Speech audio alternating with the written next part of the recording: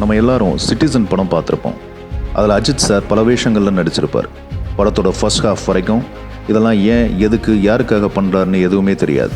ஆனால் படத்தோட செகண்ட் ஹாஃபில் தான் தெரிய வரும், அத்திப்பட்டிங்கிற ஒரு ஊரையே அழித்த அந்த எம்எல்ஏவும் அவனுக்கு உடந்தையாக இருந்த டிஜிபியும் அவனுங்களை காப்பாற்றின அந்த கலெக்டரையும் பழி வாங்கி அந்த ஊரில் வந்த ஜனங்களுக்கும் அந்த ஊருக்கும் நியாயம் கிடைக்கத்தான் இதெல்லாம் பண்ணியிருப்பாருன்னு.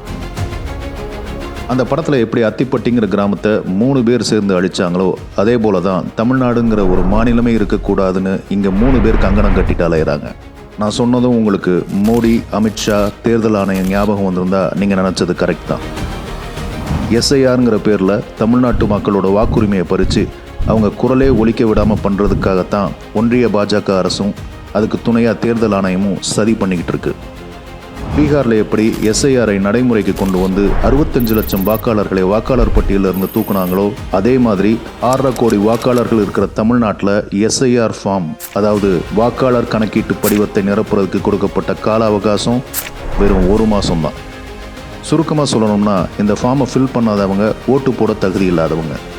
இன்னும் புரிகிற மாதிரி சொல்லணும்னா நம்ம ஓட்டுரிமையை பறித்து நம்ம இந்த நாட்டோட குடிமகனே இல்லைன்னு நிரூபித்து இந்த நாட்டை விட்டு வெளியேற்றுறது தான் அவங்களோட திட்டம். இப்படியெல்லாம் நடந்துடக்கூடாதுன்னு தான் அத்திப்பட்டி கிராமத்துக்காக எப்படி அஜித் சார் அறிவானந்தம், ஆண்டனி, அப்துல்லான்னு 3 பேர் கொண்ட ஒருத்தராக நடித்தாரோ அதே போல் இந்த பாசிச சக்திகள்கிட்ட இருந்து தமிழ்நாட்டை காப்பாற்றுறதுக்காக பெரியார், அண்ணா, கலைஞர்னு 3 பேரும் சேர்ந்த ஒரே ஆளாக முத்துவேல் கருணாநிதி ஸ்டாலின்கிற மாமனிதர் இந்த எஸ்ஐஆரை எதிர்த்து தனியாளாக போராடிட்டு இருக்காரு. எனவே தலைவர் போராடுவார், தலைவருடன் போராடுவோம்.